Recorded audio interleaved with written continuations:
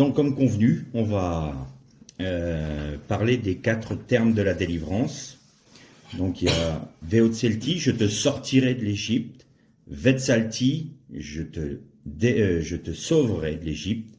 Velkarti, je te libérerai. Et Vegalti plutôt, je te libérerai. Et Velkarti, je te prendrai comme peuple. Avant d'aborder le premier terme, il faut qu'on remette dans le contexte historique le pays d'Égypte.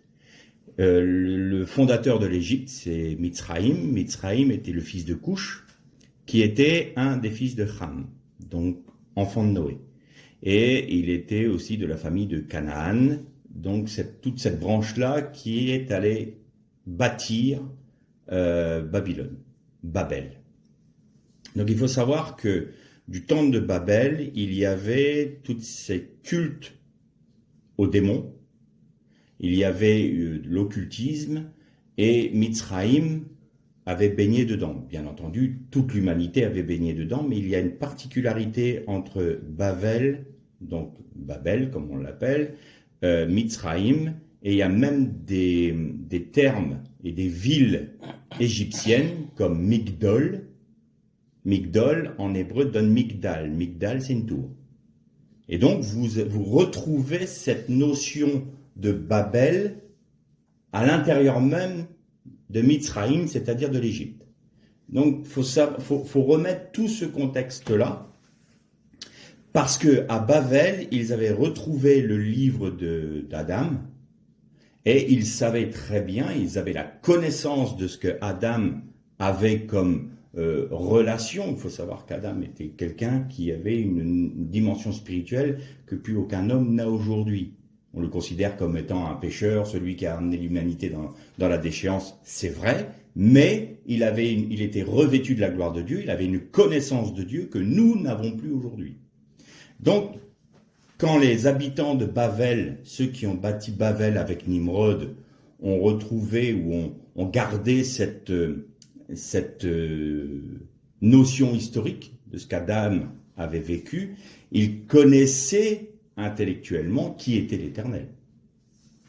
Et donc, ils ont détourné le culte à l'Éternel pour faire un culte aux démons. Et vous allez voir que c'est important parce qu'on va retrouver ce détournement dans les dieux égyptiens. Et ça donne toute l'importance, notamment au premier terme de la délivrance, qui est « Je te sortirai, Veotzelti ». Pour introduire notre méditation, on va lire donc dans le livre d'Exode, au chapitre 12, et on va lire à partir du verset 1. Livre d'Exode, chapitre 12, verset 1. L'Éternel dit à Moïse et à Aaron dans le pays d'Égypte, « Ce mois-ci sera pour vous le premier des mois, il sera pour vous le premier des mois de l'année. Parlez à toute la communauté d'Israël et dites, le 10 de ce mois, on prendra un agneau, pour chaque famille, un agneau par maison. Si la famille est trop peu nombreuse pour un agneau, on le prendra avec son voisin le plus proche de la maison. Selon le nombre des personnes, vous répartirez cet agneau d'après ce que chacun peut manger. Ce sera un agneau sans défaut, mâle, âgé d'1 an. Vous pourrez prendre un agneau ou un chevreau. Vous l'aurez en garde jusqu'au 14e jour de ce mois et toute l'assemblée de la communauté d'Israël l'immolera entre les 2 soirs. On prendra de son sang et on en mettra sur les 2 poteaux et sur le linteau de la porte des maisons où on le mangera. Cette même nuit, on en mangera la chair et on le mangera rôti au feu avec des pains sans levain et des herbes amères. Vous ne les mangerez pas à demi-cuits ni bouillis dans l'eau, mais il sera rôti au feu, la tête et les pattes et les entrailles, vous n'en laisserez rien jusqu'au matin, et s'il en reste quelque chose le matin, vous le brûlerez par le feu. Voici comment vous le mangerez. Une ceinture à vos reins, vos sandales aux pieds et votre bâton à la main, et vous le mangerez à la hâte, c'est la Pâque de l'Éternel. Cette nuit-là, je parcourrai le pays d'Égypte, et je frapperai tous les premiers-nés du pays d'Égypte, depuis les hommes jusqu'au bétail, et j'exercerai des jugements contre tous les dieux de l'Égypte. Je suis l'Éternel. Le sang vous servira de signe sur les maisons et je verrai le sang, je passerai au-dessus de vous et il n'y aura pas sur vous de fléau destructeur quand je frapperai le pays d'Égypte. Ce jour sera pour vous un souvenir et vous le célébrerez comme une prescription perpétuelle dans chaque génération. Pendant 7 jours, vous mangerez des pains sans levain. Dès le premier jour, vous supprimerez le levain de vos maisons, car toute personne qui mangera du pain levé du premier jour au 7e jour sera retranchée d'Israël. On arrête là notre lecture. Bon, tout le monde connaît ce passage-là. En règle générale, quand c'est la période de Pâques, dans toutes nos assemblées, on en parle. Voilà, l'agneau pascal, on parle du sacrifice de Jésus. Mais qu'est-ce que l'agneau pascal, en fait? À quoi correspond-il? Vous avez une petite phrase qui est très intéressante. Ce jour-là, je détruirai tous les dieux d'Égypte. C'est tout. Tous les dieux d'Égypte. Seigneur, je croyais que tu allais délivrer ton peuple. Tu vas tuer les premiers-nés des Égyptiens, tu vas tuer les premiers-nés des troupeaux des Égyptiens, et tu dis, je vais tuer les dieux d'Égypte. C'est une formule un peu étrange, mais vous allez comprendre. Vous prendrez un agneau. L'agneau est le petit du bélier et de la chèvre, de la brebis. Chevreau, pareil. Sauf qu'il y avait un dieu égyptien qui avait une tête de bélier. Et il y avait même plusieurs dieux égyptiens qui avaient pour morphologie un élément du bélier. Vous aviez, alors je les ai notés là, vous avez Ageb, Amon, Adjeti, Ba, Hertir, Noum, voilà, tous ces dieux-là. Mais ils avaient une particularité. C'était des dieux aux noms multiples. Déjà, intéressant. Dieu nourricier. Dieu berger, Dieu de la fécondité, Dieu de la justice, Dieu de la résurrection, Dieu des âmes. Tous les noms que je vous ai donnés là avaient pour morphologie un bélier ou un agneau. Il y avait un autre Dieu qui était Apis. Apis, c'était un taureau. Et sa, entre guillemets, femme, c'était Bat. Et donc, il y avait un culte égyptien qui disait que Apis était le Dieu créateur qui venait visiter les hommes et donc il s'incarnait via sa mère, la mère de Dieu, Bat. Et donc les prêtres d'Égyptiens devaient rechercher ce fameux veau. À ce moment-là, il avait une forme particulière, il devait avoir un dessin avec le motif d'Apis sur le front, il devait avoir le pelage complètement noir, il devait être sans défaut, enfin il y avait des particularités, et quand ils le trouvaient, ils offraient des sacrifices à ce taureau-là. Donc vous aviez Apis, taureau, un agneau, donc avec toutes les morphologies, Ageb, Amon, Ba, voilà, Hertir, Harnoum, tous ces noms-là de dieux égyptiens, et Dieu qui dit « je vais tuer les dieux d'Égypte ». En fait, quand les Hébreux ont pris un agneau, ils l'ont mis chez eux, ils l'ont attaché dans leur maison. Pendant 3 jours, du 10 au 14. Pendant 3 jours, l'agneau était là en train de bêler dans la maison parce qu'il était enfermé. Et le 14e jour, il était égorgé. Aux yeux des Égyptiens, c'était « regardez votre Dieu, on l'emprisonne, personne ne vient le délivrer. Et non seulement personne ne délivre, mais en plus on va le tuer. Et non seulement on va le tuer, mais on va le manger et on va le finir brûlé. » Donc, pour un Égyptien, c'était une horreur de voir ça. Le symbole de leur Dieu qui était mis à mort.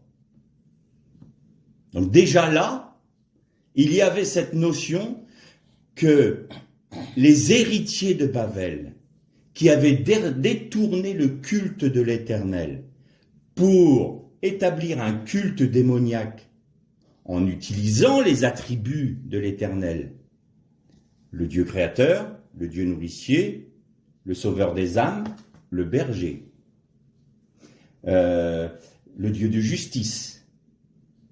Tous les attributs de l'Éternel ont été détournés pour les donner à des démons, à un Dieu démoniaque. Plus encore, le taureau. Vous savez que la lettre Aleph en hébreu, c'est une tête de bovin. Et le Aleph, c'est l'unité. C'est la valeur numérique du Aleph, c'est 1. Donc le taureau avait pour symbole l'Éternel. Mais là encore, ils l'ont détourné pour dire le Dieu créateur, c'est le Dieu que nous nous sommes faits.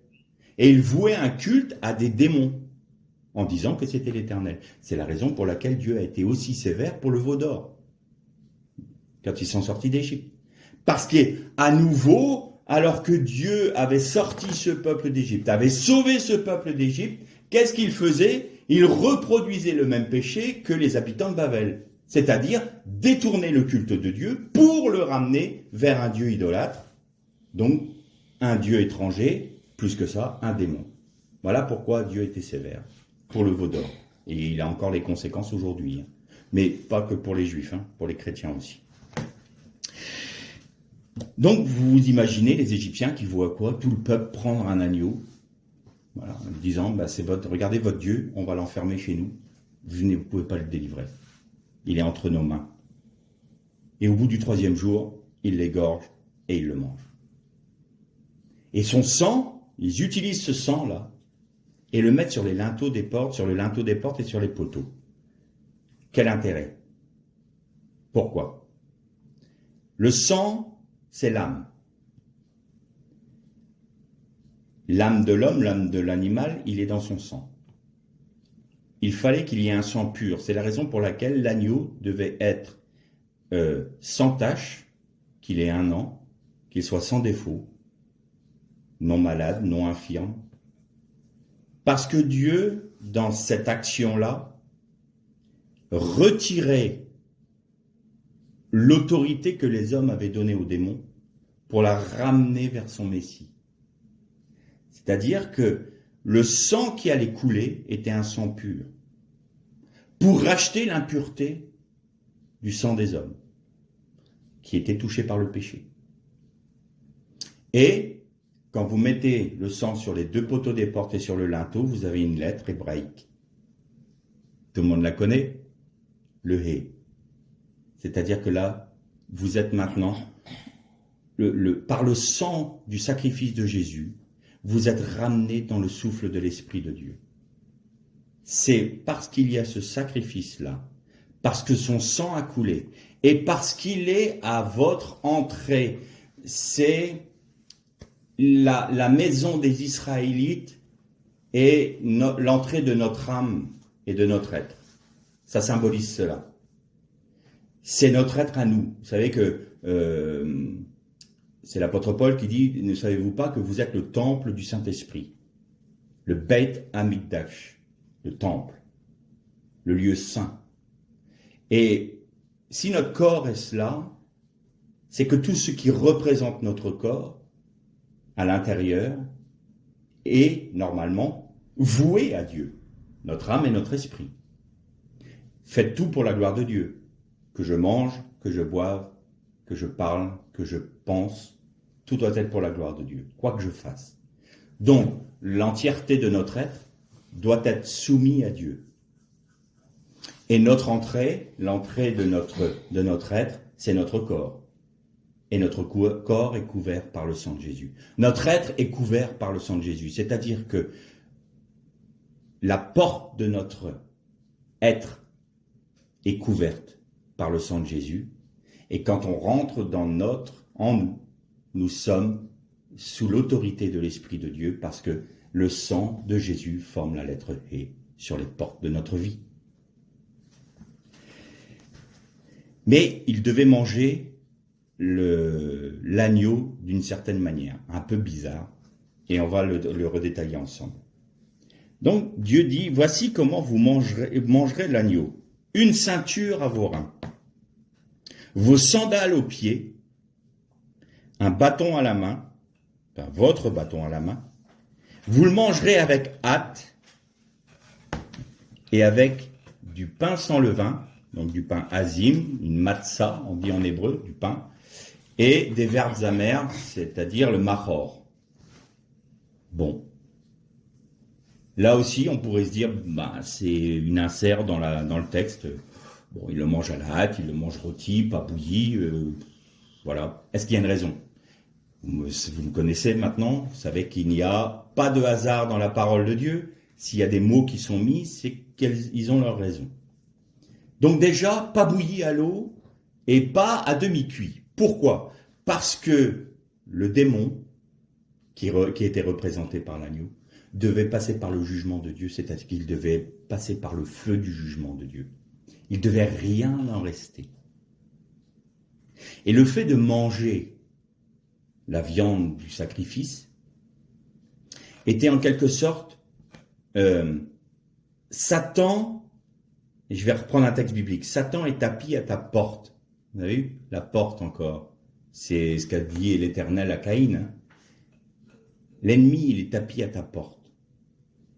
Mais toi, tu peux dominer sur lui. Choisis la vie.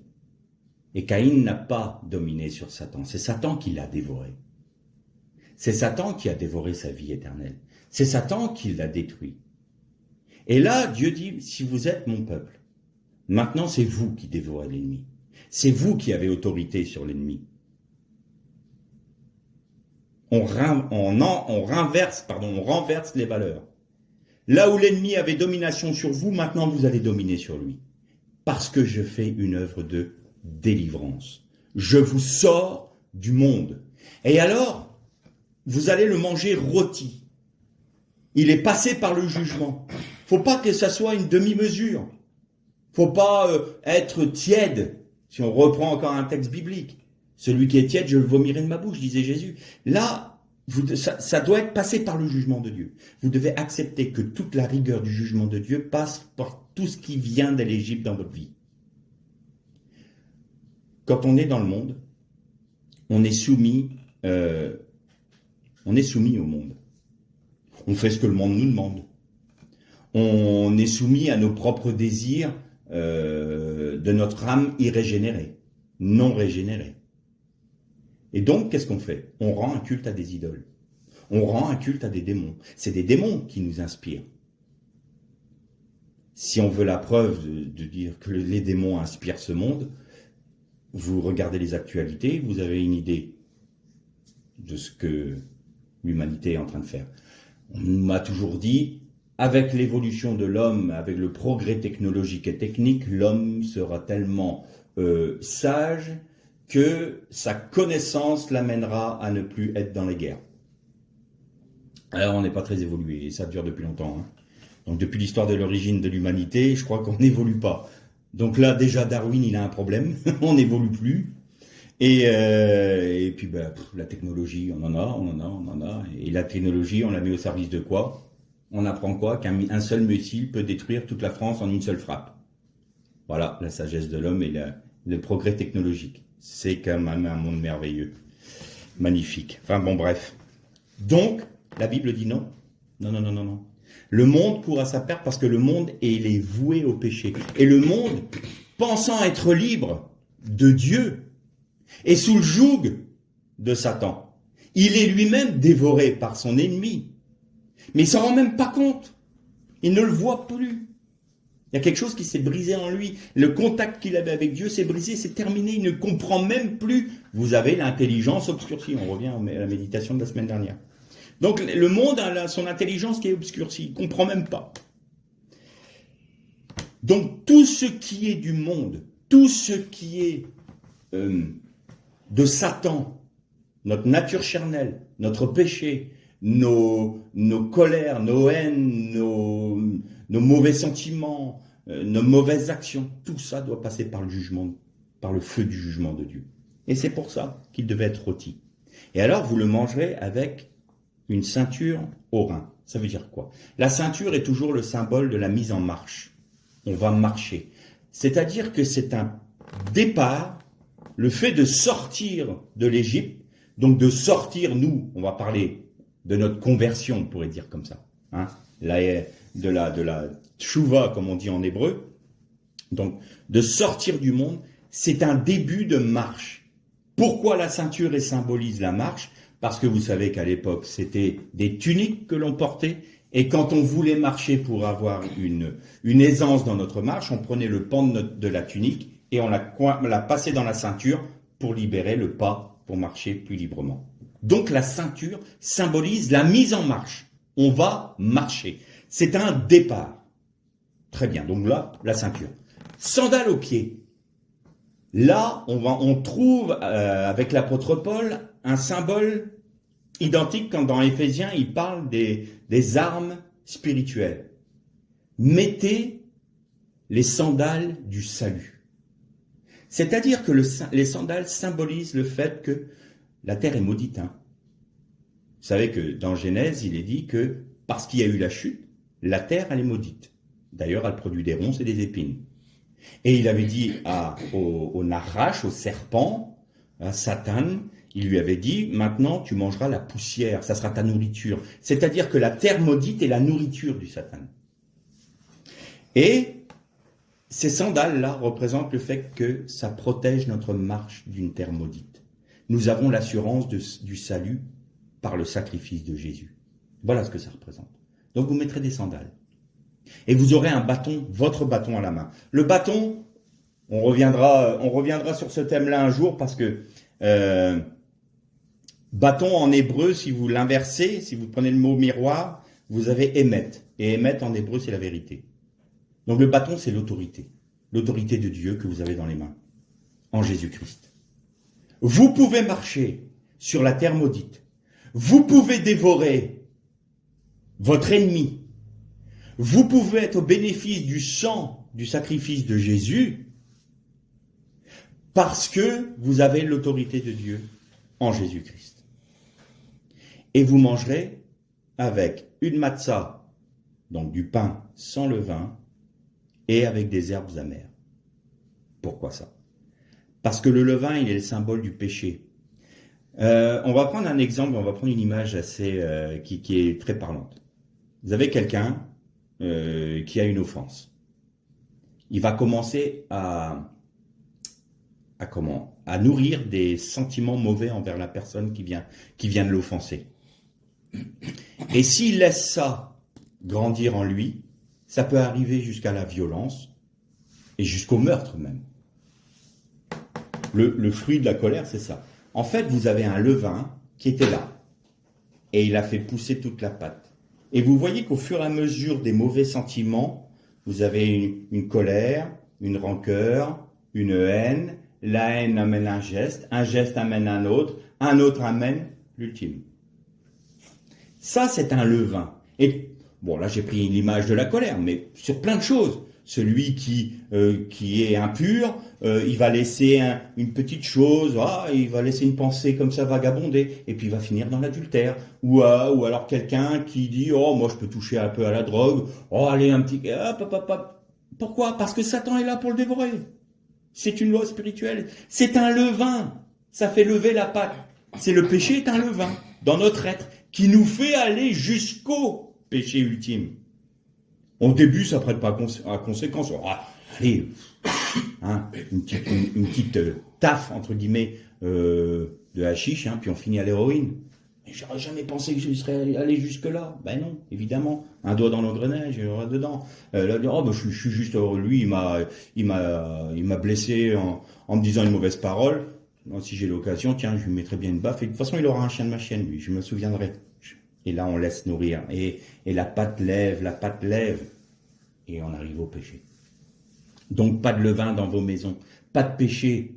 Ne laissez pas accès à ce tout petit champignon qui fait monter une pâte, mais énorme. Donc, de la matzah.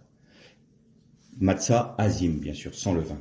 Et les herbes amères, pourquoi? Bien sûr, parce que ça symbolise l'amertume de l'esclavage en Égypte, mais plus encore, c'est l'amertume d'une âme repentante qui se dit, Seigneur, avant que je ne te connaisse, avant que je ne te découvre, j'étais soumis à mes pulsions, j'étais soumis à mes mauvais penchants, j'étais soumis à mes mauvais sentiments, j'étais soumis à mes mauvaises pensées, mes mauvaises actions. Et tout cela m'a apporté que de la misère, tout cela m'a apporté que de l'amertume. Et bien maintenant, je me souviens que je dois te demander pardon. C'est l'amertume. Je suis amer d'avoir été dans ce monde et de t'avoir rejeté, Seigneur. Et donc, je te demande pardon. Ça, c'est l'amertume du péché qui nous heurte et qui nous amène à la repentance. Et vous le mangerez avec hâte. Pourquoi? Parce que il y a cette notion d'urgence d'être délivré, d'être sorti du monde pour être réconcilié avec Dieu. C'est pas quelque chose qui se fait, oh oui, un jour je pense que je me donnerai au Seigneur. Non, c'est maintenant. Qui sait si demain tu vas pas mourir? Qui sait si dans une heure tu seras pas mort? Je discutais avec une sœur au téléphone cette semaine et elle me disait, tu sais que mon mari est décédé. Je dis, ah non, j'étais pas au courant.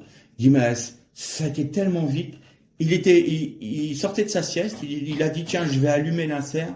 Il est parti chercher du bois et elle l'a retrouvé assis sur le tas de bois. Il était décédé. Arrêt cardiaque. Voilà. Nul ne sait ni l'heure ni l'instant. On peut se dire demain, demain, demain. Mais est-ce que demain tu le maîtrises? Est-ce que tu maîtrises la minute qui suit? Non. Là, je suis en train de vous parler, mon cœur peut s'arrêter, c'est fini, puis je rencontre le Seigneur. Bon, moi, personnellement, ça ne me dérangerait pas. Mais c'est à tout moment. Et donc, mangez avec hâte. Ne laissez pas du temps s'écouler si vous réalisez que vous êtes pécheur, parce que le Saint-Esprit vous le montre. N'attendez pas. C'est maintenant. Parce que maintenant, l'instant présent est un jour, c'est un moment de grâce. Ne le méprisez pas. Donc, là, vous avez ce qui symbolise l'agneau pascal. L'agneau pascal, c'était un dieu égyptien. Et donc, ce qui avait été détourné par les hommes de Babel est remis dans son plein sens par Dieu. C'est-à-dire que vous détournez votre culte des idoles pour revenir au culte de l'Éternel. Ça, c'est « je te sortirai ». Sortir, c'est sortir de nos dieux à nous, de nos dieux d'Égypte. Et le premier Dieu que nous avons, tout le monde le connaît. Vous mettez votre nom. Mon premier Dieu à moi, c'est Philippe. Moi d'abord. Seigneur, je veux... Oui, mais moi d'abord. Qu'est-ce que tu peux me donner? Qu'est-ce que je peux gagner? Qu'est-ce que je peux obtenir? Qu'est-ce que je peux avoir? J'ai envie de dire à mes frères chrétiens, quand vous allez dans vos cultes, avant de dire « Seigneur, je voudrais », commencez par dire « Seigneur, qu'est-ce que tu veux de moi? Quelle est ta pensée pour moi? Qu'est-ce qui plairait à ton cœur? Qu'est-ce que toi tu désires, ô mon Père ?» Ça changerait notre louange.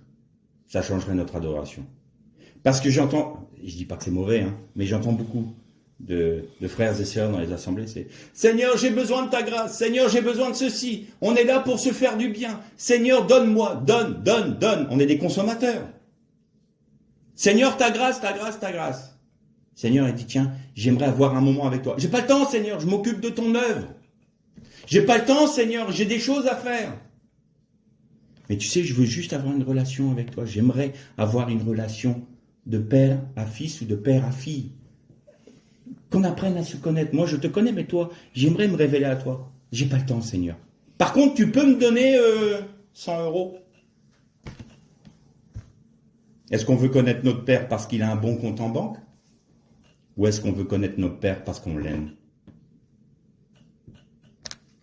Je laisse la question en suspens, chacun répond pour lui. Donc ça, c'est sortir de notre Égypte. Dieu nous sort de notre idolâtrie et de la pression de ce monde. Il nous en sort par le sacrifice de Jésus. Là, c'est Veotzelti. Ensuite, nous avons Vetsalti. Je te sauverai. Comment est-ce qu'il a fait? Il demande à Moïse de quitter le pays d'Égypte avec tout le peuple. Et donc, il y avait, je vous avais parlé du Erev Rav, hein. Vous allez voir que c'est important, vous avez toute cette communauté de différentes nationalités qui étaient avec le peuple d'Israël qui sont sortis d'Égypte. On appelle le Erev Rav, c'est-à-dire le mélange de peuples. Et ils étaient au bénéfice de la délivrance, ils étaient au bénéfice, de la sortie d'Égypte. Et ils étaient associés à Israël pour être sauvés, pour être délivrés et pour rentrer dans la promesse de Dieu par Israël. Très bien. Donc, toute cette population-là sort d'Égypte. Et Dieu dit, tiens, tu vas là-bas, en face, il y a la mer, derrière, t'as Migdol. Alors, général en chef, on se met dans un cul-de-sac. Et puis, on ne peut pas te délivrer. Et Seigneur, qu'est-ce que tu fais? T'emmènes ton peuple dans une impasse. T'as toute l'armée d'Égypte qui va arriver derrière. Tu le sais. Et ils ne peuvent pas s'échapper. Il y a la mer des Joncs, donc la mer, devant. Une ville à côté qui s'appelle Migdol, qui veut dire la tour. Et il y a l'armée d'Égypte. On entend le vrombissement des galops des cavaliers et des chars d'Égypte, de toute l'armée de Pharaon qui nous court après.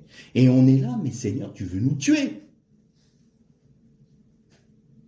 Le Seigneur veut nous sauver, mais il veut nous sauver pleinement.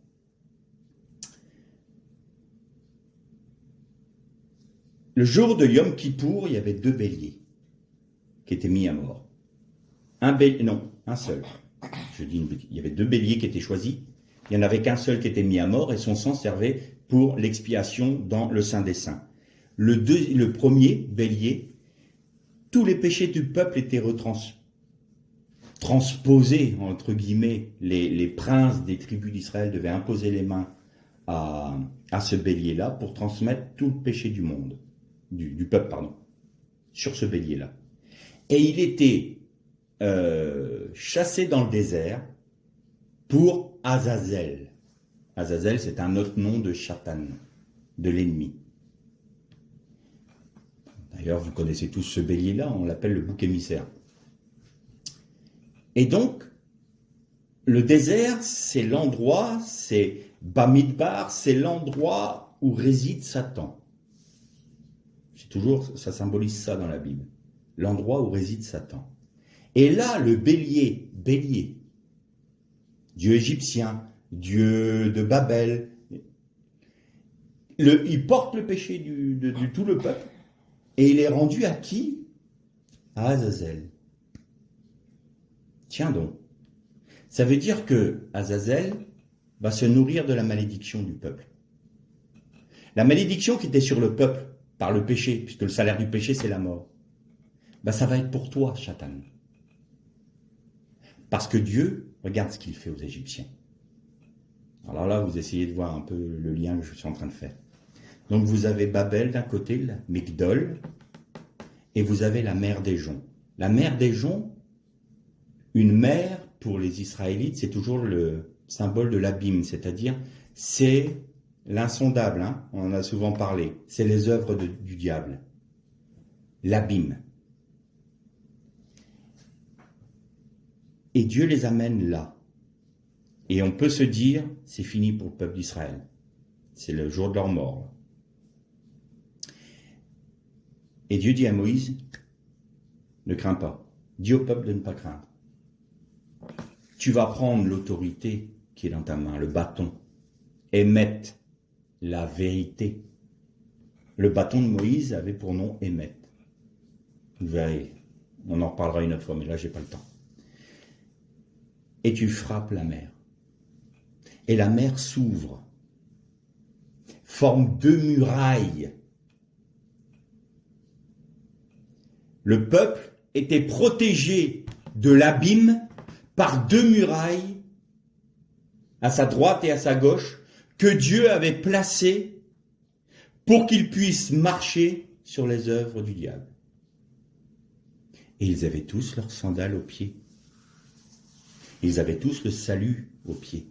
Et sous quelle autorité? N'oubliez jamais que Moïse est une image, est en type le Messie. Le Messie est la vérité. Et qu'est-ce qui frappe la mer? C'est la vérité, par le Messie. Et le salut du Messie les fait marcher à pied sec sur les œuvres du diable. Il quitte Migdol, il quitte Bavel, il quitte l'idolâtrie, il quitte Mitzraïm qui veut dire le pays resserré, restreint, enfermé. Ils sortent. Et là, ils sont en train de traverser l'œuvre de Satan. Vous savez que le Messie les accompagnait à ce moment-là. Il y a juste une phrase. Et les ossements de Joseph étaient avec le peuple. Sortant de la mer. Le Mashiach ben Yosef était en train de prendre le peuple d'Israël, de prendre le Eref Rav, c'est-à-dire les nations avec eux. Il les faisait sortir de Babel. Il les faisait marcher sur les œuvres du diable en traversant l'abîme à pied sec parce que chacun avait ses sandales sous l'autorité de la vérité. Et il les faisait rentrer dans le chemin qui les menait au royaume. C'était le Mashiach ben Yosef, le Messie, Jésus. Et là, l'armée de Pharaon poursuit le peuple. Ils voient, très bien, leur Dieu est puissant, parfait, mais nous on va les avoir. Parce qu'on s'imagine toujours que Satan sait tout. Non, Satan ne sait pas tout. Satan ne savait pas que Jésus, quand il allait mourir sur la croix, allait détruire ses œuvres. Satan a tout fait pour que Jésus soit mis à mort. Satan a tout fait pour que Jésus soit sur la croix. Parce qu'il ne savait pas que c'était sa défaite. Parce qu'il ne savait pas que Mashiach a pour valeur numérique 358 et Nahash, le serpent ancien, a 358. Même valeur numérique. Il n'a pas su que l'agneau qui était mis à mort, c'était lui. Nous, on voit Jésus sur la croix. Et c'est pour ça que j'ai envie de dire à mes frères catholiques, enlevez Jésus de la croix. Parce que c'est plus Jésus qui est sur la croix, c'est le serpent. C'est lui qui est resté dessus. C'est lui qui est mis à mort. Et donc, Pharaon, qui est un type, l'Antichrist, dit je vais détruire le peuple. Je suis en terre connue, je vais dans l'abîme. Ça c'est mon domaine. Et quand le peuple sort de la mer, quand il a marché sur les œuvres du diable, l'abîme se referme sur Satan, sur l'Antichrist, Pharaon, et sur toute son armée. Et il est détruit. Il n'a pas vu que la délivrance, que la libération, le sauvetage de l'Éternel du peuple, c'était sa mort à lui. C'était sa défaite à lui. Et ça, il l'a pas vu. Je te sortirai par l'agneau pascal, parce que je vais te sortir de l'idolâtrie. Et je te sauverai des actions du diable, parce que c'est lui qui va mourir. Toi, tu vois Jésus, fils de Dieu, fils de l'homme, sur la croix en train de mourir. Mais Jésus est ressuscité, mais celui qui reste sur la croix, c'est le serpent d'airain. C'est lui qui est dessus. Ses œuvres sont détruites. Mais il ne le sait même pas, lui. Il ne le sait même pas. C'est une créature. Il n'est pas omnipotent. Il n'est pas omniscient. Du tout. Seul Dieu l'est. Il faut que ça nous encourage. Quand on croit que Satan domine sur nous, c'est pas vrai, c'est un mensonge. C'est un mensonge, ça. Satan ne domine pas sur nous. Si on est en Jésus-Christ, il ne peut pas dominer sur nous. Si on est en Jésus-Christ, il ne peut pas nous enlever le salut, le sauvetage de ses œuvres. C'est pas possible. Si on sort de la présence de Dieu, si on se retire de Jésus-Christ, là oui, là il y en a des risques. Mais si on demeure en Christ, il n'y a aucun danger. Aucun danger. Et je terminerai donc cette méditation par le cantique de Moïse.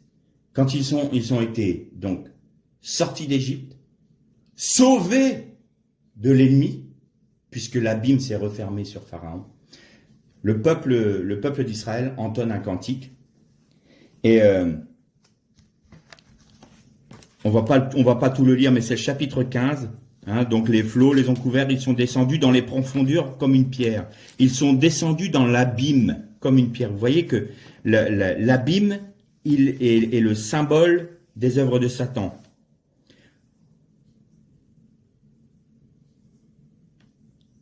Et à la fin de ce texte-là, il est dit que Moïse fit partir Israël de la mer des Joncs. Ils prirent la direction du désert de Chour, et après 3 journées de marche dans le désert, ils ne trouvèrent pas d'eau. Alors, c'était pas ici que je voulais voir il y a un texte particulier. Ah non, c'est au verset 27, pardon. Voilà, au verset 27. Ils arrivèrent à Élim, où il y avait 12 sources d'eau et 70 palmiers. Donc là, vous avez le cantique de Moïse qui célèbre l'Éternel parce qu'ils sont sortis d'Égypte et sauvés d'Égypte. Et je vous ai dit qu'il y avait le Erev Rav, le peuple de toutes les nations qui étaient avec Israël. Et ils arrivent à Élim. Alors on pourrait se dire, bon bah Élim, on ne sait pas trop ce que ça veut dire en fait. Bon, Élim, ça peut être traduit par grands arbres, les téraphim.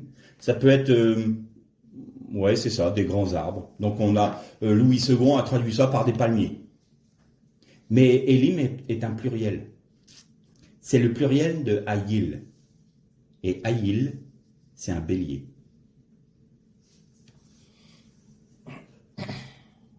Vous êtes arrivé à l'endroit où le bélier est mis à mort. Et il y a 12 sources d'eau là. 12. Ça vous parle? 12 tribus d'Israël. Et il y a 70 palmiers qui boivent à ces sources-là. 70, ça vous parle aussi? Les 70 nations. Le monde entier s'abreuve aux sources d'Israël. Les 12 tribus d'Israël, les 12 apôtres, qui sont d'Israël également.